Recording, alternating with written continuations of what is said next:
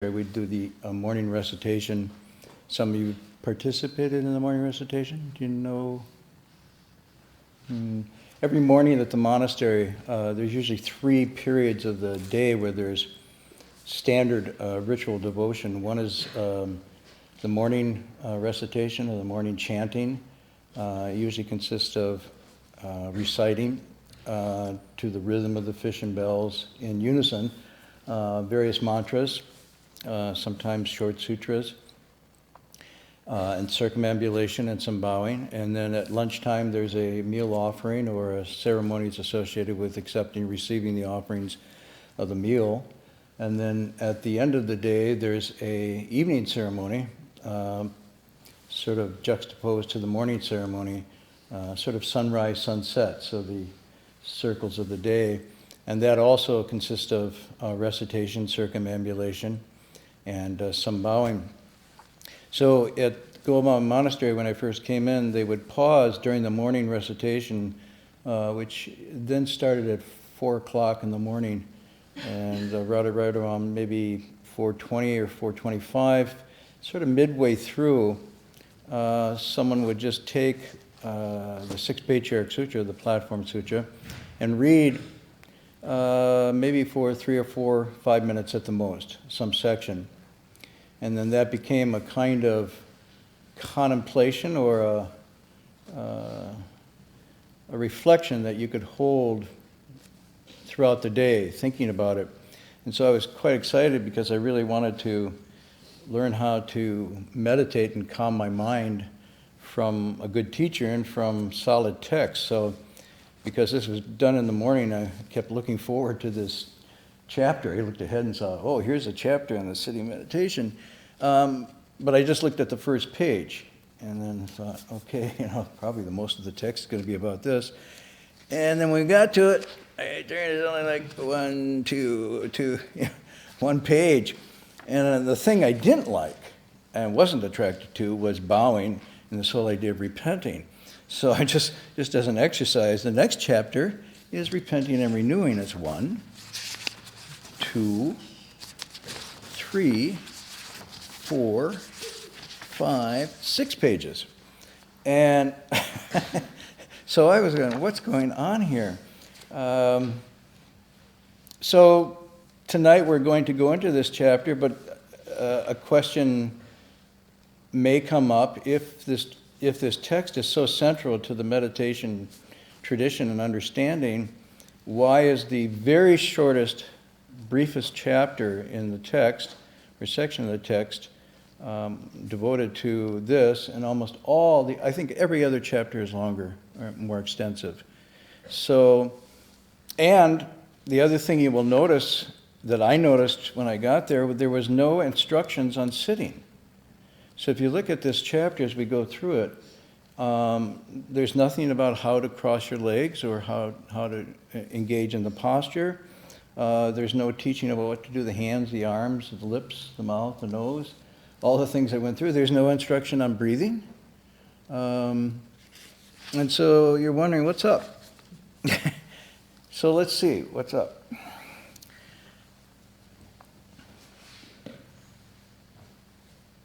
Well, let me ask a question first of all. Why do you think that's the case?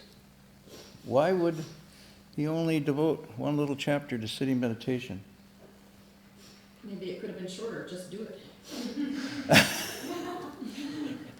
Just do it. Okay. That could be. And what is the it you would just do? Yeah. Sitting meditation, obviously, but it's probably a better experience than talked about. Right, that's true. But then you see woven throughout the text also, there's all these cautionary notes about people who are practicing it. So although they're just doing it, he seems to come in at different times and say, well, you're not just doing it right, but you can just do it. And so there's this kind of thing back and forth. He doesn't really tell you what to do as far as sitting meditation, but he seems to be kind of saying, that's not it, that's not it, that's not it, that's not it. And so you're saying, well, where's the chapter that says what it is? Anybody else? And it's just have fun. It's not a final examination question or anything. Would this be addressed to people who already knew Taisa? It could be that he didn't have to do it because they already knew. But then again, we go back to the point I just made, which is the text throughout seems to be telling them that they really don't know what they're doing. For example, later on we'll get to these lively encounters, and there's some people that have been knowing what they've been doing, deeply practicing this for decades. And they encounter him, and he said, well, I hate to say you wasted your time, but you've kind of been wasting your time. And then he redirects their meditation practice. He doesn't tell them to stop, which is, I understand all the practices. Obviously, you're right that meditation is widespread and taken up. It's one of the major, if you want to say a school, but one of the major Dharma doors of practice. And there's many, many meditation teachers and many places you can go to do sitting meditation daily for what they call a chi, which is a 7-day, and sometimes a month or 3 months, and sometimes people engage in it for long, long periods of time. So, is it just to show how unimportant it really is? Okay. It's not totally unimportant because there's a small chapter devoted to it. But how important is it really? Now, this is a good question. How important is the sitting meditation really? That's an interesting... Meditation is way more beyond than sitting. Meditation is way more beyond sitting. So you can meditate without sitting? No, still, way more beyond, but you still need that. But there are more things associated with meditation, not just the sitting. So are you saying there's different kinds of meditation, like sitting, standing, walking, and so forth, or meditation is just... You're going... No, he pointed here, and all my talk's about the mind. I know. Okay, so for one question, how important is it? And then sort of like, there's something more to it than just sitting. That's where you'd go. Okay, anybody else? This side's been quiet. Nobody? Well, are we sort of cheating ourselves because we sit for 45 minutes before the lecture here? So, okay, well, let's go in and see if we can figure out what he has to say about it. The master said to the assembly, the practice of sitting meditation basically consists of not fixating on the mind, nor on purity, nor is it just sitting motionless. If you speak of fixing on the mind, this mind is fundamentally false. You should realize that the mind is like an illusion with nothing at all to grab onto. Okay, so he takes the first one. Well, we'll go to the second too. You might say it, meaning sitting meditation, is fixating on purity. Yet people's nature is basically pure. Only because of confused thinking is its natural true, and here we have this thus being, ru shi, obscured. Only put an end to your confused thinking, and the nature is pure of itself. So, we got two introductory things here that sometimes the sitting meditation or the contemplation practice is represented as single-minded fixed concentration. Ishin, sometimes it's called single-pointedness. Anybody know other versions of that? How, in English, how that's rendered? The idea of fixating ding, sort of concentration. Focus. I've heard one-pointedness. I've seen that. Anything else? Okay. So a lot of people say that that's what he's saying. Some people, the practice consists of fixating the mind, but he says it's not that. And why is it not that? Nor on purity. So he says the other thing that people say, it's just remaining pure, totally pure, in a state of purity, or contemplating purity. And he says it's not that either. It's not fixating on either. You're not fixing your attention direction, and nor is it just sitting motionless. So there's some people that say, well, just sit, and that's all you have to do. And here he's talking about sitting motionless, probably not just for a short period of time, but sitting motionless for long periods of time. And that's what meditation is, or that's what he's saying. And he's saying it's neither. It's not that. It's not fixating the mind. It's not fixating on purity, and it's not sitting motionless. So then he's going to take this apart. So he says, if you say it's fixating on the mind, he basically asking, so where is this mind that you're fixating on? Where is this mind that you're focused on?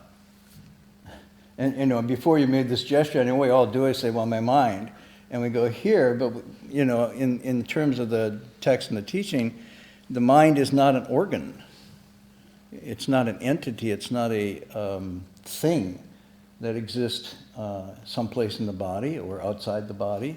So you go back, we spent a lot on this, what he talks about when he says his mind, but it's not something that you can fixate on, because the mind, he says, is basically, it's false.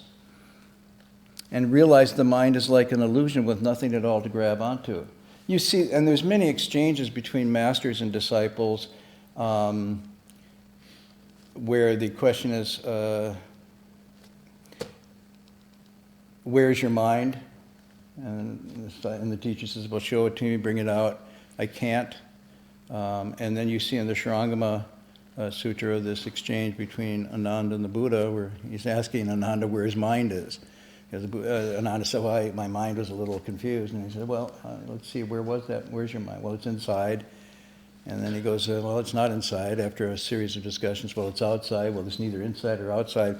And he goes, and basically, these teachings aren't presenting the mind as some fixed entity or some object, but rather a functioning, an interrelated functioning of many things. And we used the expression last time, it's a distributed property. It's not in a place. So he's saying it's like an illusion, it's like a dream, it's like an illusion of bubble shadow. It doesn't mean it's not existent, but it doesn't have any essential nature of its own. It's not an essential thing. So, and there's nothing to grab onto, because if you try it, how could you grab onto it? You can't. There's no way that you can hold it and fix it. So what are you doing when you're sitting? And then he says, well, maybe it's fixating on purity, yet people's nature is basically pure. So how can you fixate on something that is already, intrinsically whole and complete, and also, like the mind, not a practice? What is the purity? And he's saying the purity, because it's whole and complete, is actually something you don't have to fixate on or try to get a handle on. It is something that intrinsically resides in our condition. And so he says, only because of confused thinking is its natural true thus being obscured. So by fixating on it, you bring it down and limit it to a time, a place, a space. You bring it down to something that you feel that you're on top of and cultivating or holding on to. But he's saying actually it's just letting it be unobscured, unpolluted in a sense, by moving off that fundamental ground is its natural purity. There's I mentioned this before, there was a text when we began cultivating, it's actually, I guess people consider it a Taoist text, but my teacher gave it to us, to Hong Shui and I, and it's really goes along these lines, because I think as we began to practice, we thought of purity as something we needed to strive for and get, and it became a sort of effort. And then we thought of the mind, or the stillness of the mind, as something we really had to work at and concentrate, and you had to use effort to concentrate and hold, drill into the single point. And the text is here's my characters again, the Qing Jing Jing. What's purity, stillness text? What is the tones? Qing Jing Jing. There. You pronounce it perfectly. Wow, that was a mistake. I couldn't do it twice. But what the text says is it basically corresponds to this. And this is coming out of this deeper tradition, I don't, it's really, to say it's Buddhist or Buddhism and not belonging to other traditions really isn't the case. You'll find elements of this woven throughout the contemplative wisdom traditions. The text begins by this. It says, the human spirit tends towards purity. And I mean, the human spirit is inclined, it leans towards, it gravitates towards purity, but our mind or our thoughts disturb it. That's the first line. So its tendency is to just settle into its natural purity, but then we stir it with our thoughts. It's like you stir up the water and then it becomes murky. So the thoughts disturb it. The second line is very interesting, and then it goes, and the mind or the thoughts tend towards stillness, naturally, but our desires or our thirst entice it away. So it's got the same sense of what he's talking about here, stillness and purity. In other words, and I think I was trying to find that passage we read last week when he said, the basic nature of human beings is freedom from clinging. And this is on page 47. So he's saying the basic fundamental nature of human beings is freedom from clinging.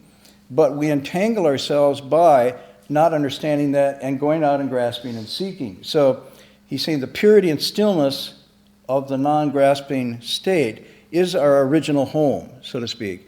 But we stray. We let our mind and thoughts stray, either move by desires or attachments, and then it seems as if we've lost stillness and purity, and it needs something we need to seek. And then we begin a process. And this text is saying, no, it's actually the natural mind tends towards stillness and purity, but our minds disturb it, and then our desires entice it away. And so the mind begins, as the Sixth Patriarch says, to, quote, look outside. By looking outside, he's saying looking outside of our fundamental nature. He doesn't mean looking outside the window or looking outside this room. And then people think then to look within means to bring your gaze down to here. That's really very, very simplistic and actually wrong. He's not talking about an introspection that obliterates the larger world. When it means to not look outside, it's not to search in a sense for stillness, purity, meaning, purpose outside of one's own human nature. In other words, not to seek it in things or attachment to externals. To not look outside means then right within the world that we're living, right within the conditions of our day-to-day life, is in fact the way. It's not like the conditions of our external life are not the way, and we have to pull away from it, and then the way is something that's introspective and removed. So here he's saying you can have this purity and stillness right within the 10,000 things, right within our myriad affairs. If you understand there's nothing to seek, nothing to get, you lack nothing, everything is whole and complete. And if you just, I don't know what the word is, if you just let that be, and that's how we translate it, let the mind be in this state, everything's okay, no problem. Now, his reversal, then the next two lines of the text of this classic of purity and stillness, I guess that's how we translate it, he actually gives a return mechanism. So he says, the way we go is our thoughts disturb it and our desires entice it away. That's the outflow. Asrava? Shake. No tones, right? No. Yeah. Whoa, asrava. That's the outflowing. So the outflowing, or in this, asrava is translated in many ways. It can be translated as, sometimes people translate it as klesha, as contamination, as... It became identical with yeah. klesha later. What's the original? What, if you were to say, what's the etymology of that word? Is there... Originally? Yeah. I mean, well, let's not go original. Just an early etymology. Did you read my dissertation? Can you do it short? Like in a Buddhist context? Mm-hmm. Just asru, which means to flow toward, and depending on the context, the toward can be in or out. So you can have... Valid. Mm-hmm. But it's referring to this kind of flow of karmic conditions that are ripening in the sense faculties. And they also become kind of the objective sphere, but the text in the Pali tradition focus more on this kind of Out. flow into the senses, because that's what's going to condition our perception. And it somehow the focus seemed to be more negative, like you would have more afflictions involved in that flow. So they tend to say, oh, it's more like a bad thing, an affliction, or a taint.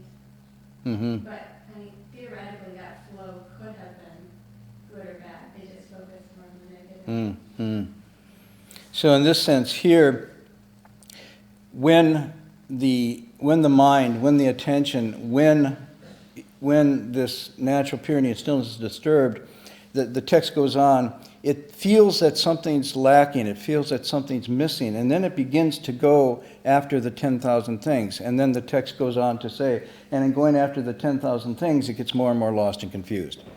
So then the second two lines talk about how to return, how to bring back, and it says, if you can harness or regulate the desires of the thirst, then the mind itself will be still. So we're going backwards in the equation.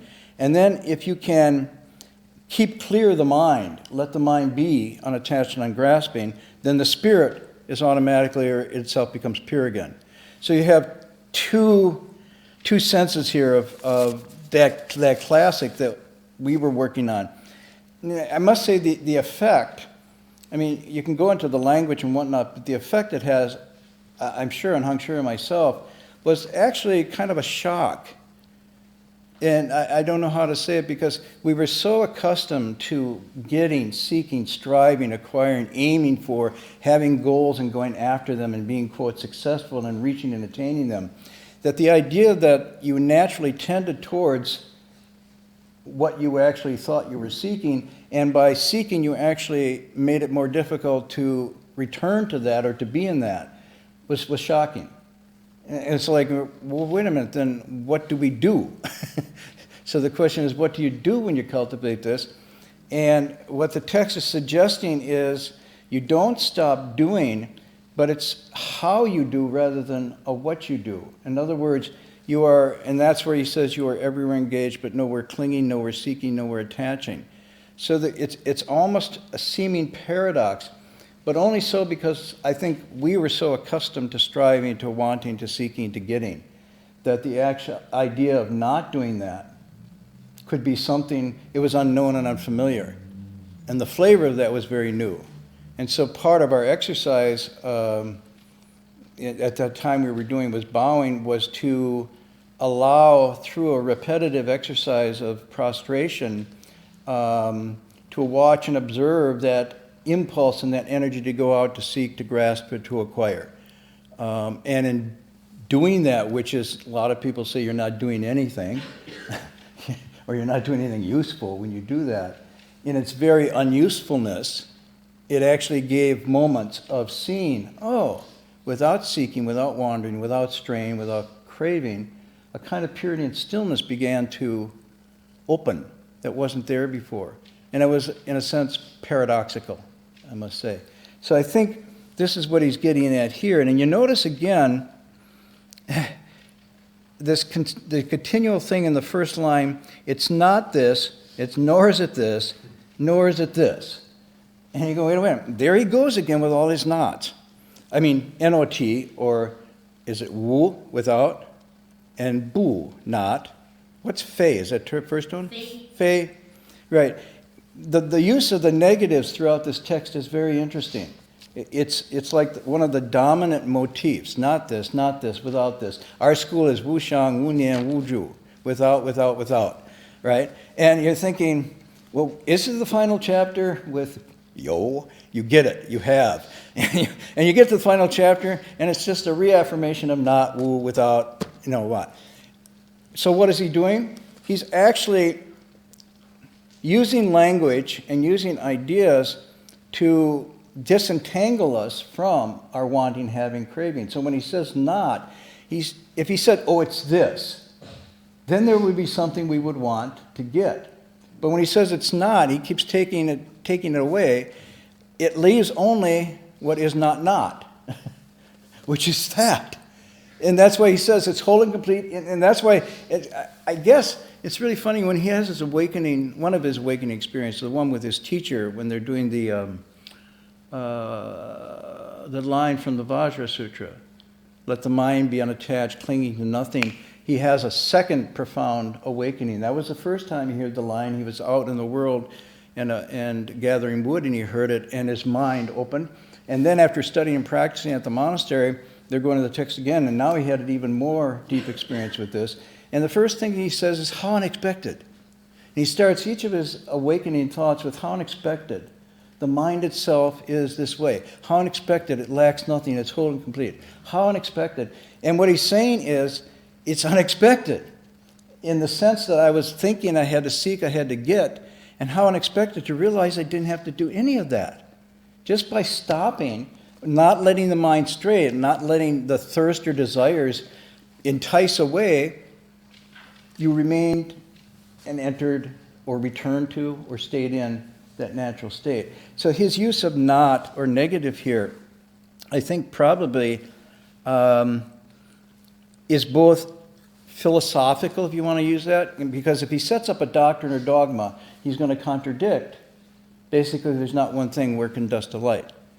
And he says, did he say it yet, or are we getting to where he says, if I had a teaching to give you, I'd be lying. I only untie knots and expediently call it samadhi, teaching, whatever. We didn't get to that yet? Chapter 8. But you see, in the earlier chapter, where he meets, when he goes to his first teaching at the monastery where the two bhikshus are debating whether the flag is moving or the wind is moving, remember? I think we did that one already. And the master there says, what'd you get? Yeah, I heard you got the robe and bowl. And so, what'd you get? And he wanted to see the robe and bowl, but he also wanted to, learn, what did you get from the master? What was the secret dharma he gave you about enlightenment? And he said, I didn't get anything. And he's like, oh yeah, come on. You can tell me, just whisper it in my ear. You don't share it with everybody. Come on, you got it. I heard you got it. Everybody says you got it. What is it? And he said, I didn't get anything. And he said, okay. He says, what did he transmit to you? And he said, there was no transmission. Whoa, this is not a car. This is and there's no transmission and you didn't get anything.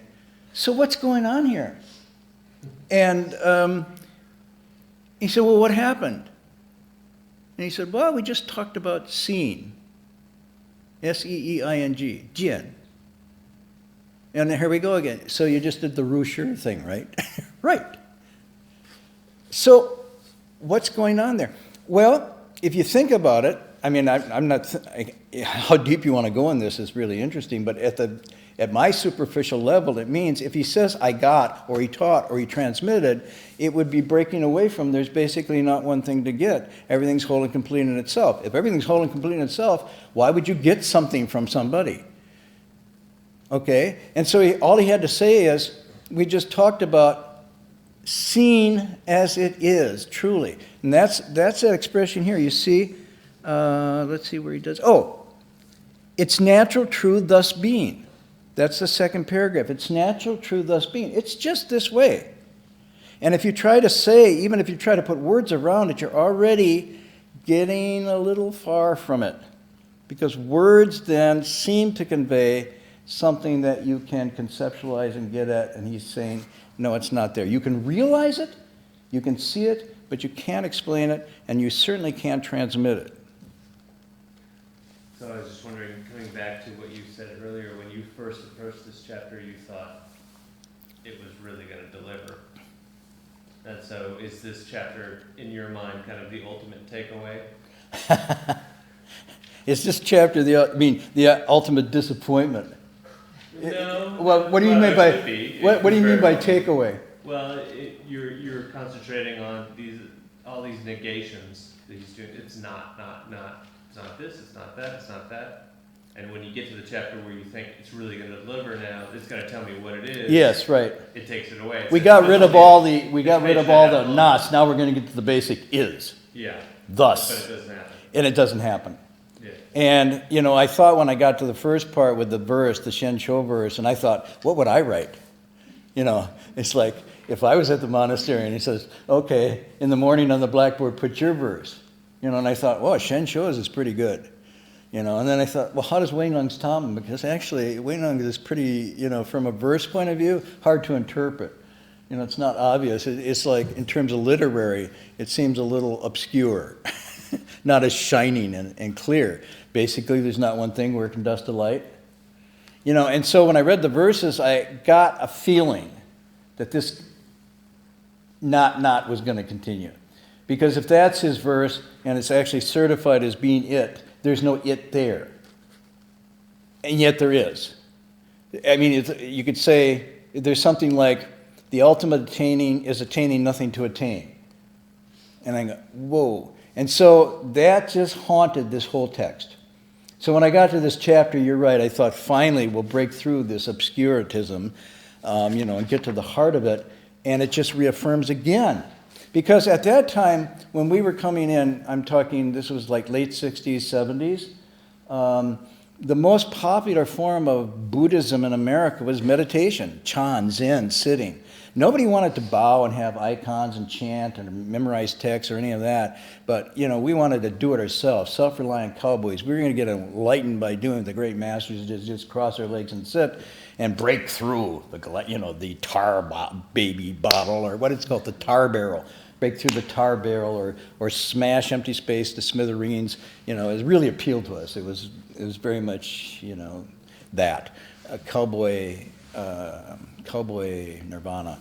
And so we would do, and there was a lot of sitting going on. One of the monks had built this little thing in the back. There was a little space behind the monastery, not very wide, maybe twice as wide as this rug, and not much longer. And he just said, don't bother me, I'm going back here. It was in the back, you know, we're down in San Francisco. And he would just sit there for hours and hours and hours and come out and eat lunch and go back and sit. And everybody's like, is he awakened yet? Is he enlightened yet? And then we started to sit in the meditation sessions, and the master is going, well, okay, you know, the great teachers like Jiri Dasher, and who's he? Well, he's a great Tiantai master. Oh, yeah. What did he do? Well, he bowed for 20 years before he even began sitting. Oh, dullard, you know, this guy. slow lane. Now, we wanted the fast lane. And, you know, he'd say, well, you know, sitting meditation, you better be really grounded. Oh, we're grounded, man. We're grounded. We're cool. No, you got to be really grounded. You got to have, you know, morality and what? No. We don't have time for that. We're just going to sit and get enlightened. And so that was the mode we were in. And so we do the meditation, and the standard procedure was you sat for an hour, and then the bell was hit. Right? And you uncrossed your legs and rubbed them, and then the bell was hit again and you stood up, and then the fish was hit and you began to walk for about 10 minutes. And then the last 5 minutes, the person who was in charge of everything would go, run! And you'd start running. And everybody would run in a circle around the Buddha. Monks, nuns, the robes are flying, everybody's running. And then the fish was hit again and you stop dead in your tracks, go back to your bench, sit on your cushion, cross your legs. You're really pulsing right, and then the fish would go, and you do another hour. Well, you know, some of us were feeling that's not really getting there yet. You know, it was like, and so we would try, we said, well, Master, is it okay if we sit through the walk? You know, sit for the first hour, then sit during the walk, sit in the second one. And the Master, he's always so accommodating to our, you know, fantasies. He would say, Kui. Sure you can. Oh, yeah. And then the bell would hit for the end of the sit. And then you'd get up and go, oh, God, she's not getting up. He's not getting up. Oh, they're getting ahead of me maybe, you know. And then next time you'd sit. But because we didn't have any real sitting kind of, you know, skills, it would start to hurt, right? And so I can remember the first time I tried it, I wanted to, you know, be there with everybody else, so I sat. You know, and I could tell people looking at me as they walked around, but It's thus I'm moving, And then it came time to sit, and then just before the second sit, I quietly uncrossed my leg under the blanket, like, whoa, pain relief, mini nirvana, and then cross it quickly so nobody could see. But it was like, talk about looking outside. I mean, that was massively looking outside for Bodhi, comparing and competing with everybody else.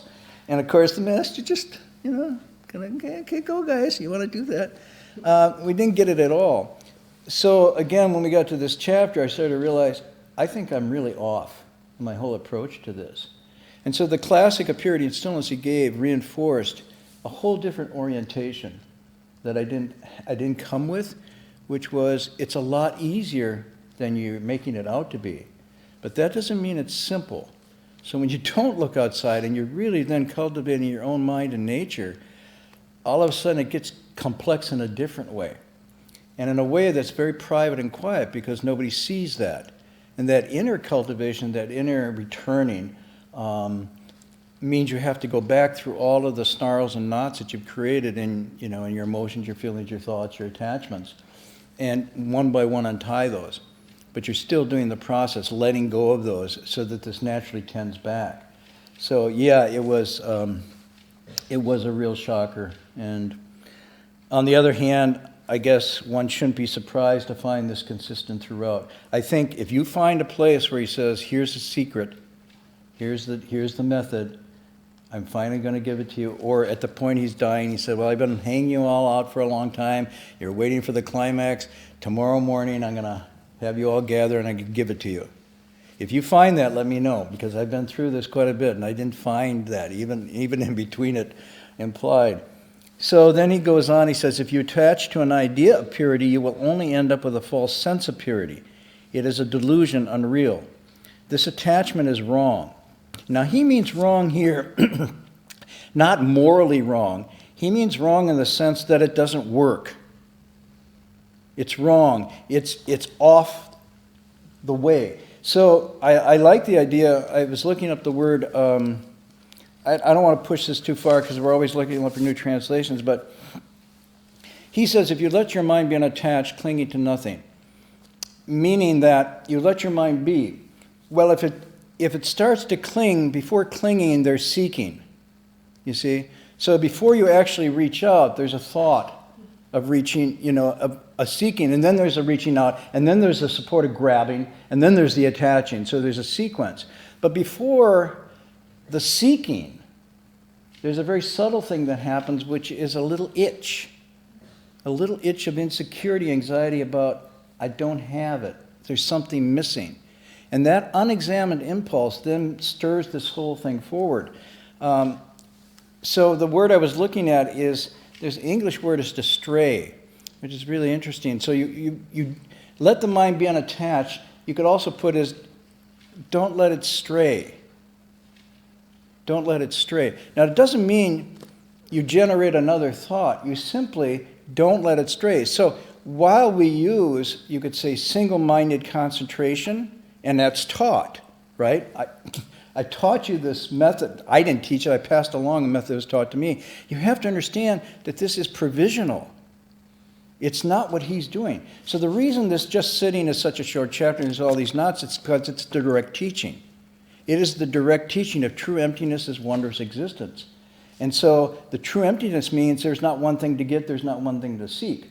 The use of single-minded practice, sitting meditation, is merely a provisional device that we take up to help us get the horse back in the corral and keep it from straying. But even when we get it to the single-minded, that's not the goal.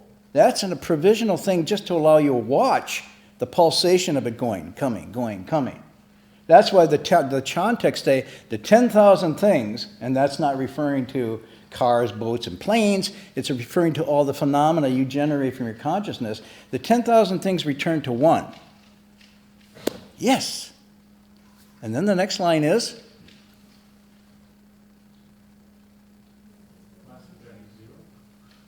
Where does the one return? Well, you could say it returns to the zero, but you have to ask the question first, where does the one return? Because if you say it returns to the zero, you miss the tension, you miss the Watto effect, because it doesn't make sense. And so you're saying, I get it to the one, but the one has to return to something where there's not one thing to get. Let no dust alight. And you can't theoretically just say that. You have to have the experience of letting go of even the one. So the meditation technique is not bad and it's not wrong to use single-minded, one-pointedness, and so forth, but you have to remember, and that's what he's saying here, that's merely provisional. My teaching is the direct, immediate teaching. It's not staged or provisional. Now, can you just do that? He say, well, yeah, if your roots are good and you don't have much karma afflictions, you could probably do that. But he's establishing that theoretically that is the mind ground. That's the teaching of all Buddhas, and you have to understand that. Otherwise, whatever practice you take up will become an obstruction, because you'll think that's it, and you'll miss the fact that it's already whole and complete, and there's no it there. So I just pointed out. So then he says, by this, you attach to purity. This attachment is wrong. Purity has no shape or appearance. What does purity look like? You know, some people say, well, it's looking this way or standing this way or controlling yourself in this way or living a lifestyle that doesn't drink or smoke or, you know, indulge in these things.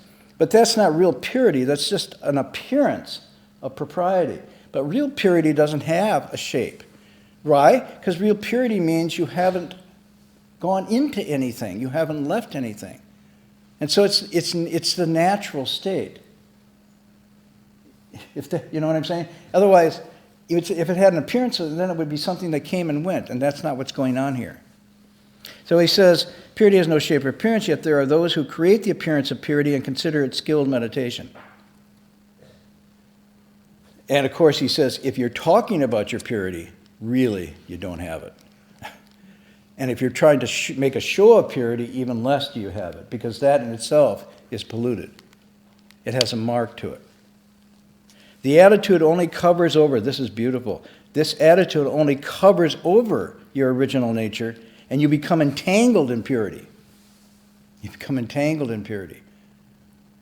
So again, he's saying, don't try to be pure, simply don't let those desires entice you away, and your purity is never lost. It is natural. It's whole and complete.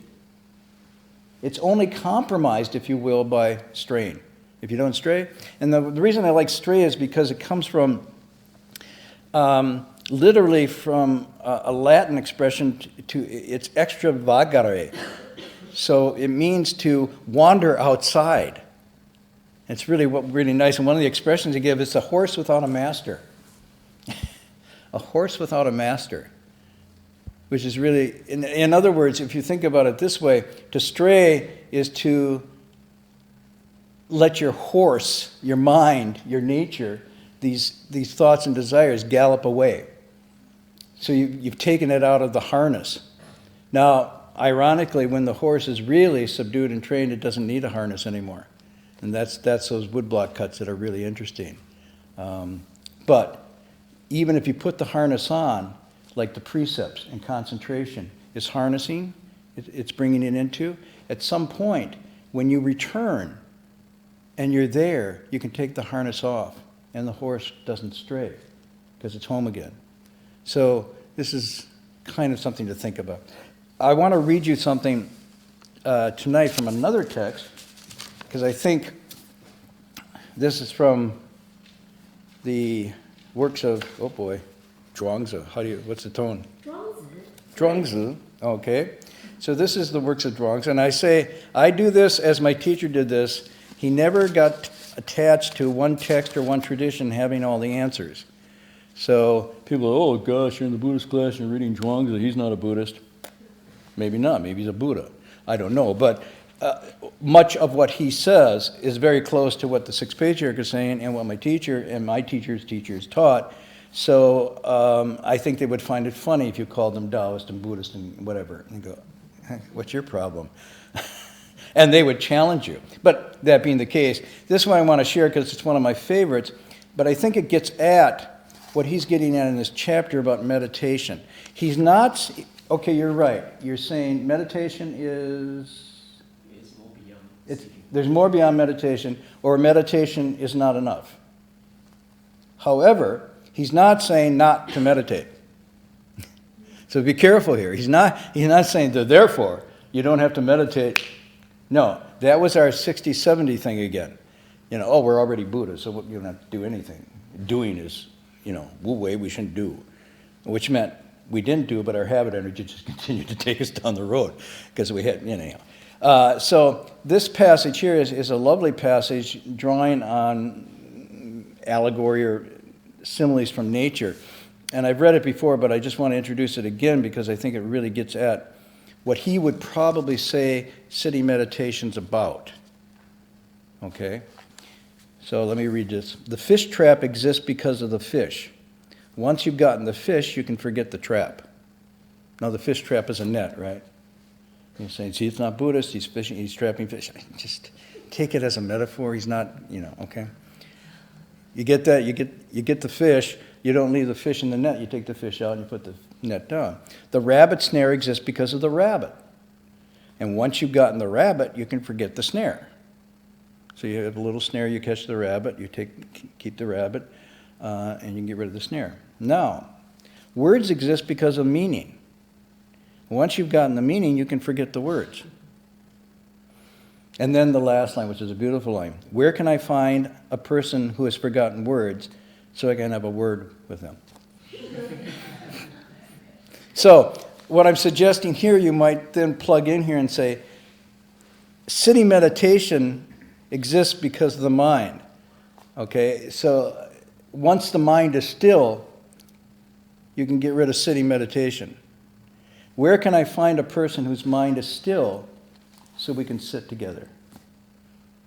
I would extend this. But I'm saying if you look at what he's talking about here, I think what Zhuangzi is talking about is that just as these devices are used to get something, words are used to get meaning, sitting is meant to get something. And once sitting gets that, you can dispense with the sitting. And that's where he's going. The 10,000 return to one, the one returns to. But then you're saying, where can I find someone to sit with that's not sitting or not contemplating? I mean, that's his I Xing San Mei, the single practice of money. It's all the time. And that's that liberation.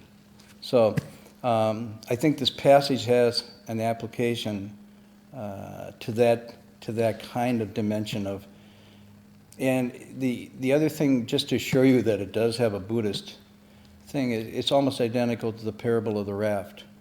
The raft is used to get from one shore to another. Once you get to the other shore, you don't need the raft. Now, if we had Zhuangzi and the Buddha in a conversation, Zhuangzi would say the fish snare and fish snare, the rabbit snare, the fish and the Buddha would say, and the raft is used to get to the other shore. Once you get to the other shore, you don't need a raft. So where can I find someone to swim with without a raft? Or something like that. In other words, the meaning between both of these is the same, that fundamentally there's something whole and complete, and whatever device we pick up, including bowing, sitting, memorization, meditation, all these are just expedient devices to get something, and once we get it, we can let go of this. So you'll see in this chapter a continuing theme. Early on, he redefined Pure Land. He redefined bowing. He redefined merit and virtue and making offerings.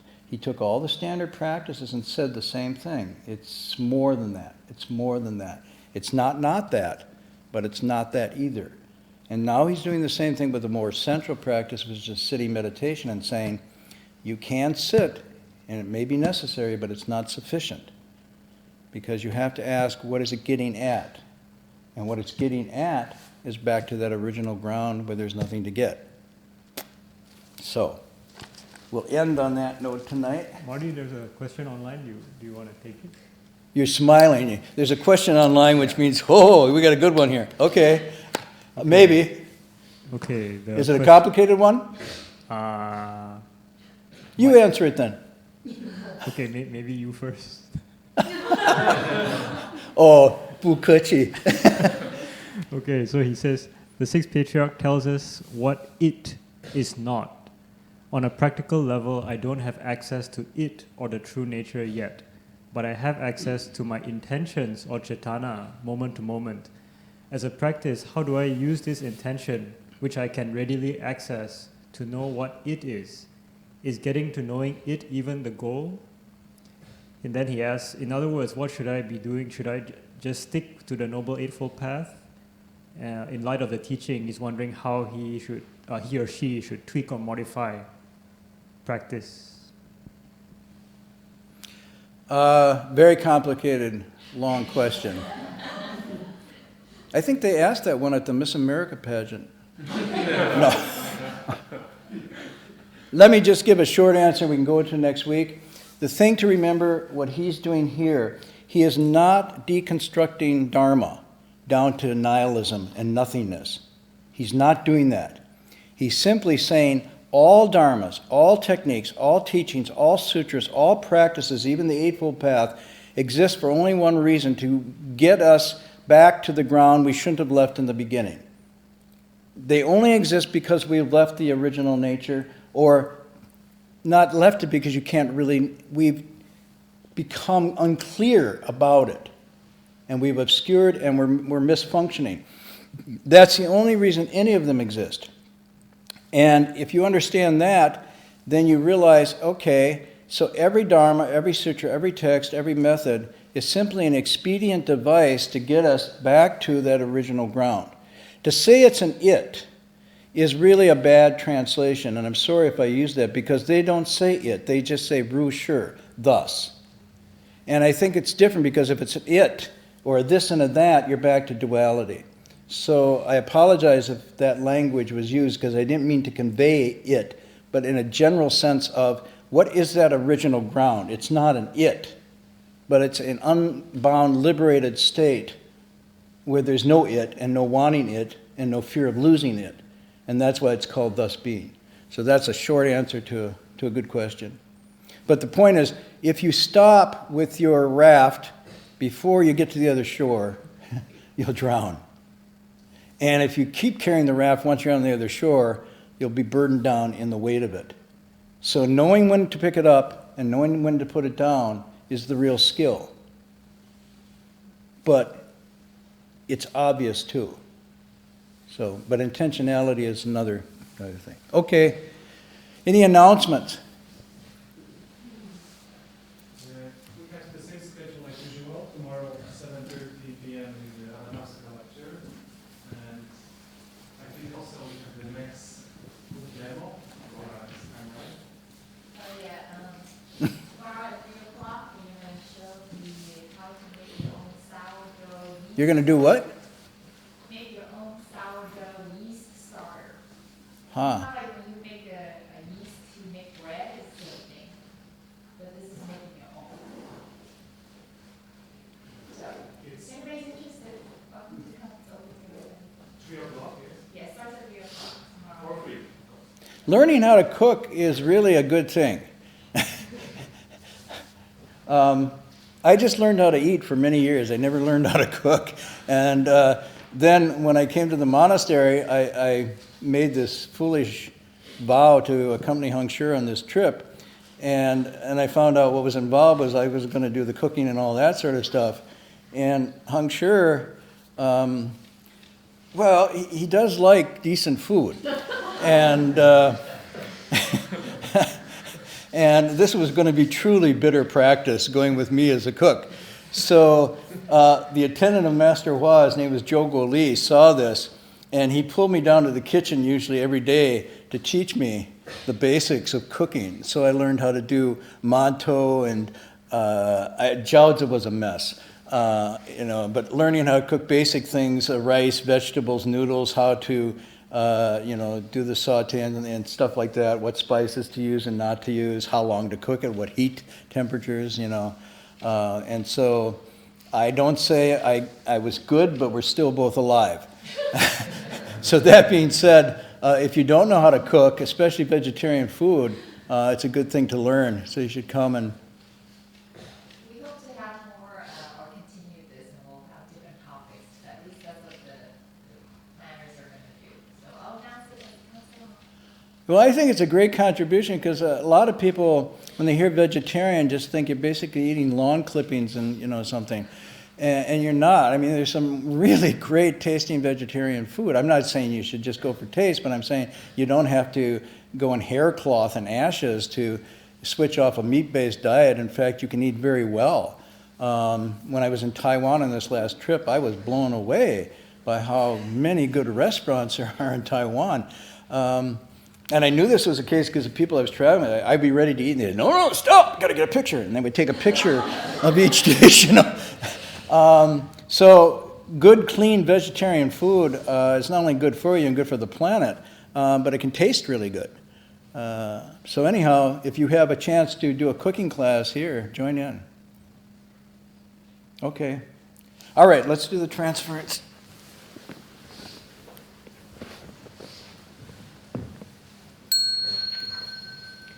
May every living being, our minds as one and radiant with light, share the fruits of peace with hearts of goodness, luminous and bright.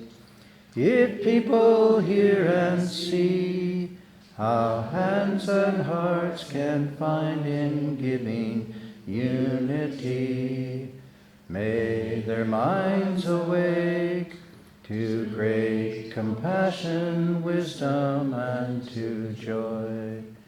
May kindness find reward. May all who sorrow leave their grief and pain.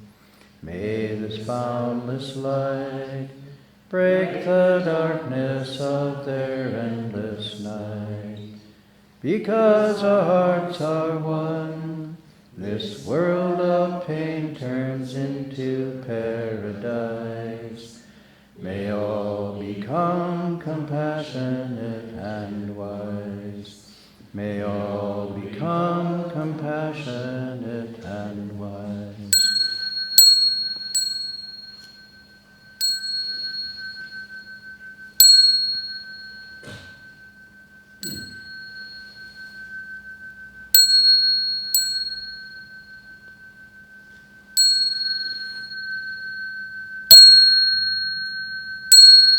Ding Li San Bao.